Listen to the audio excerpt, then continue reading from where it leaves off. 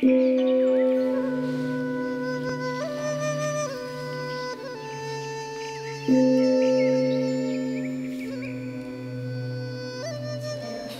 d'habitude, et c'est quoi comme d'habitude?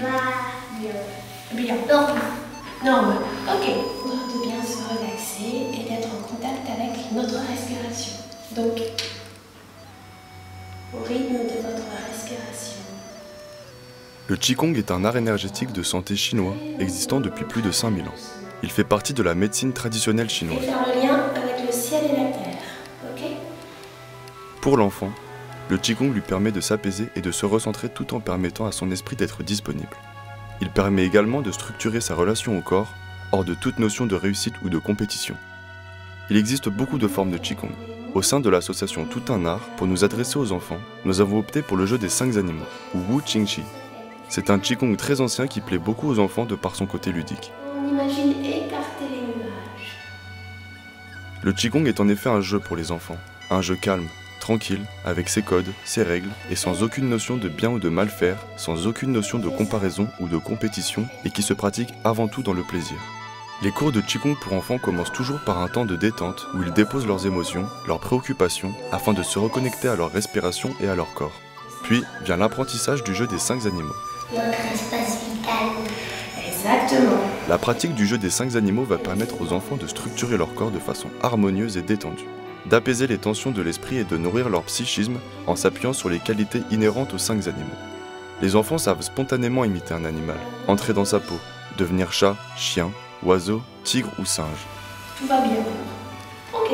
En devenant à chaque fois un animal différent et en s'assimilant aux différentes qualités de cet animal, l'enfant va découvrir et s'approprier la puissance rayonnante du tigre, la force tranquille de l'ours, la noblesse sage du cerf, la grâce légère de la grue, la curiosité joyeuse du singe.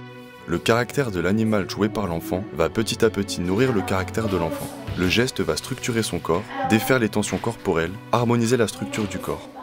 L'esprit de l'animal va dénouer les tensions psychiques et nourrir l'esprit de l'enfant qui pourra ainsi, selon les situations de la vie quotidienne, laisser vivre en lui les qualités de l'animal. Le corps et l'esprit de l'enfant sont alors dégagés de leurs tensions corporelles et émotionnelles, laissant l'enfant disponible pour les nombreux apprentissages qui lui sont quotidiennement demandés.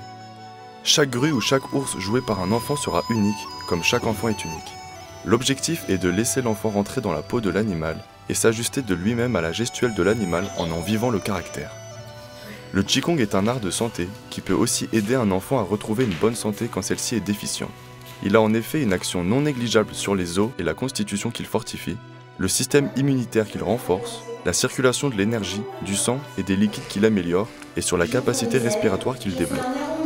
C'est également une pratique qui, parce qu'elle permet d'apaiser l'esprit et de renforcer la capacité d'attention, va particulièrement pouvoir aider les enfants d'aujourd'hui que les parents et les enseignants ont tellement de difficultés à canaliser.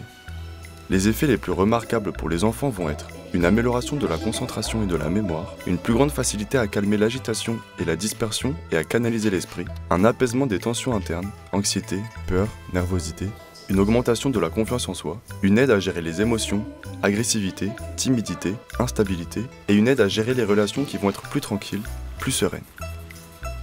En résumé, cette pratique apporte une amélioration du bien-être physique et psychique de l'enfant, ce qui va lui permettre de se sentir confiant dans ses capacités relationnelles et dans ses capacités d'apprentissage.